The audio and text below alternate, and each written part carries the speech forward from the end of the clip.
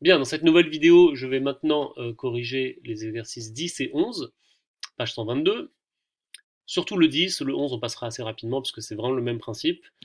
Donc il s'agit d'un problème modélisé par une fonction et c'est un problème d'optimisation. En fait, on veut trouver la plus grande valeur donnée dans un certain problème. Voilà, c'est exactement le même genre d'énoncé que ce qu'on a vu dans la capacité 2 où il fallait trouver le rectangle qui avait la plus grande surface pour un périmètre donné. C'est un peu le même principe, sauf que là, dans la capacité, il fallait carrément trouver la fonction, tandis que là, elle vous est donnée. Donc on a en fait une entreprise qui vend des chaudières, et en 2018, mois par mois, elle vend un certain nombre de chaudières, et le nombre de chaudières vendues chaque mois est donné par la fonction V. Donc V de x, c'est moins 64x carré plus 768x plus 1500. C'est la fonction qui va donner, pour le mois de rang x, le nombre de chaudières vendues. X, vous comprenez bien que c'est un entier qui va aller de 1 à 12. Ça va être le rang du mois dans l'année 2018. Alors là, un petit mot quand même, parce que on peut penser que c'est un peu bizarre d'utiliser une fonction avec une variable réelle pour modéliser cette situation, puisque x ne peut prendre dans notre problème que des valeurs entières. Ça n'a pas vraiment de sens de se demander la valeur de v de 1,3. X égale 1,3, ça correspondra à quoi? On ne sait pas trop. X va prendre que les valeurs 1, 2, 3, 4, 5 qui correspondent au mois de janvier, février, mars, avril, etc., etc. Donc en fait, en vrai, la modélisation devrait plutôt passer par une suite, mais l'intérêt de passer par une fonction, c'est que une fonction, on peut la dériver, et ça peut nous permettre de trouver du coup un minimum ou un maximum, en étudiant les variations. Donc c'est pas tout à fait bizarre ici de passer par une fonction, même si, en termes d'interprétation, on ne donnera pas vraiment de sens aux valeurs autres que entières pour la fonction. Ceci étant dit, euh, voilà, nous ne réfléchissons pas trop non plus au sens de ce problème, hein, on va simplement le résoudre comme c'est attendu. Donc là, on va simplement dériver la fonction v pour avoir le signe et en déduire les variations de v pour x qui va de 0 à 12, disons.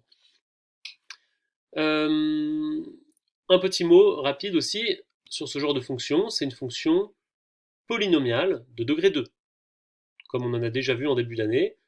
C'est de la forme ax carré plus bx plus c, donc en fait, on va avoir, quand on va dessiner la courbe, une parabole.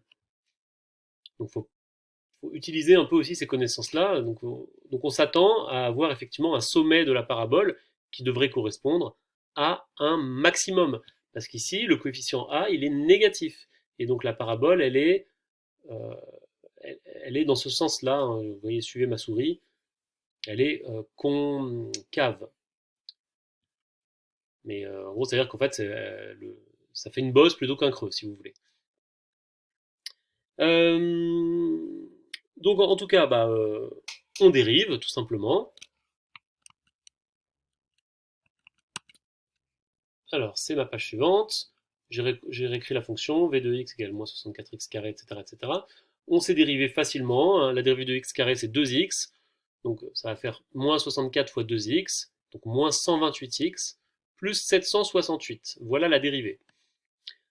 Comment, à partir de la dérivée, on va trouver son signe? Eh bien, une première chose qu'on peut se demander, c'est quand est-ce que la dérivée s'annule? Et ça revient à résoudre une équation. Quand est-ce que v' de x égale 0? C'est équivalent à moins 128x plus 768 égale 0. Et ça, c'est simplement une équation du premier degré. Hein, vous aviez un polynôme du second degré, mais quand vous dérivez, ça vous fait un polynôme du premier degré. Et ça, on sait résoudre depuis le collège. On fait passer par exemple le moins 128x de l'autre côté, ce qui fait 128x égale 768, et on divise du coup par 128, et on a x égale 768 sur 128, et ça fait exactement 6. Le problème a été bien fait pour qu'on tombe sur un entier. Si on est tombé sur une valeur qui n'était pas entière, ça aurait eu moins de sens, mais on aurait pu dire que voilà, si on était tombé je sais pas, sur 6,3, on aurait pu dire que en fait, la valeur cherchée c'est 6, on aurait arrondi à l'entier le plus proche. Mais là ça tombe bien, x égale 6, donc en fait, ça correspond au mois de juin. Alors, il faut bien comprendre que ça ne suffit pas. Ça nous donne que une valeur pour laquelle la dérivée s'annule. Mais nous, on veut le signe. On veut savoir quand est-ce que la dérivée est positive ou négative. Donc il va falloir trouver les signes lorsque x est plus petit que 6 et lorsque x est plus grand que 6. Alors pour ça, il y a plusieurs façons de faire.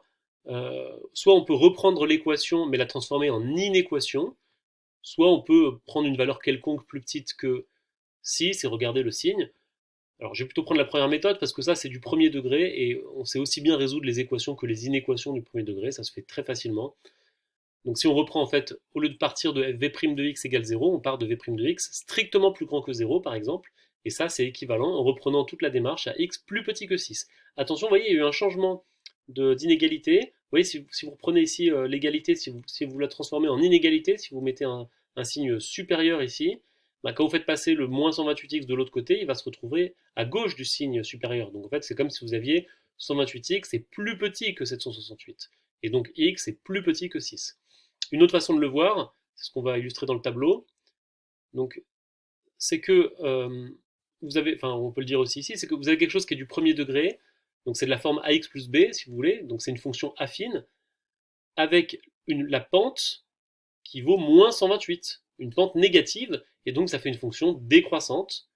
Donc, ça veut dire que la fonction v', je ne parle pas de la fonction v, je parle de la fonction v', elle est décroissante.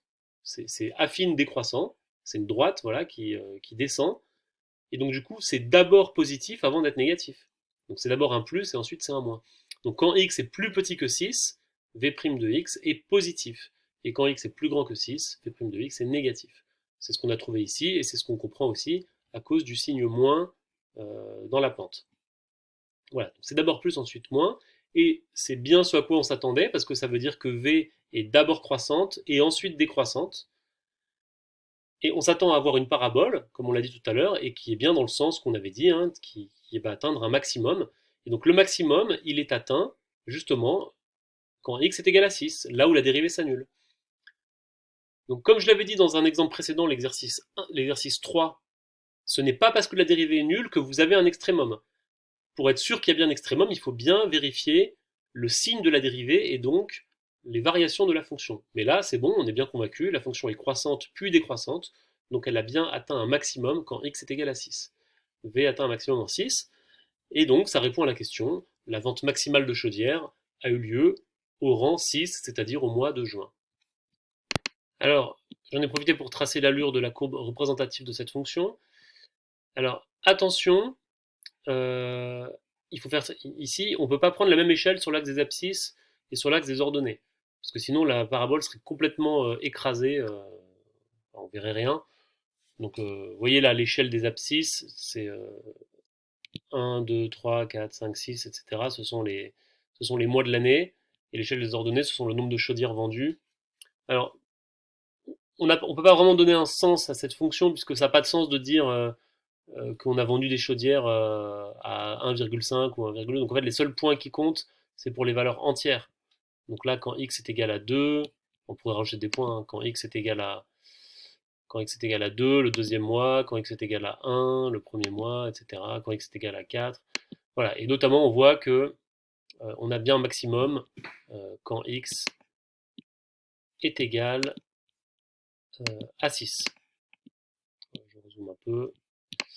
Je me déplace. Voilà, on a bien le sommet, c'est bien quand x est égal à 6.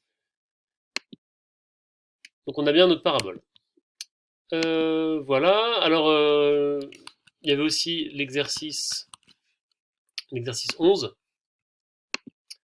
Je ne vais pas corriger, enfin très rapidement, c'est vraiment le même principe. Il ne faut pas avoir peur de changer de nom de variable ici. On n'a pas un x, on a un q. La variable c'est q. Donc là, ça peut être l'intérêt de cet exercice par rapport à celui d'avant, parce que c'est vraiment le même principe, sinon c'est de plus appeler x la variable. Donc c'est une entreprise qui fabrique une quantité q d'un certain produit. Q est exprimé en tonnes. Le coût total de production est en milliers d'euros. Et donc vous avez le coût qui est q carré moins 30 fois q plus 320. Là encore, en fait, c'est une fonction polynomiale du second degré. Vous remarquez que cette fois, le coefficient qui est devant le q carré, il est positif, il n'est pas négatif. Donc ce sera une parabole plutôt de forme convexe, c'est-à-dire en creux. Et donc forcément, c'est plutôt une quantité minimale qu'on demande. On demande pour quelle valeur de q c de q est minimale. Et on raisonne exactement de la même façon que l'exercice précédent. Vous dérivez la fonction c, la dérivée ça va faire 2q moins 30, 2q moins 30. Cette dérivée va s'annuler quand q est égal à 15. Et donc la valeur cherchée de q c'est tout simplement 15. Ici c'est même très facile au niveau des valeurs. Et voilà, je pense que ça ne doit pas poser de problème. Je m'arrête là pour cette vidéo et je continue pour d'autres exercices. Je vous remercie.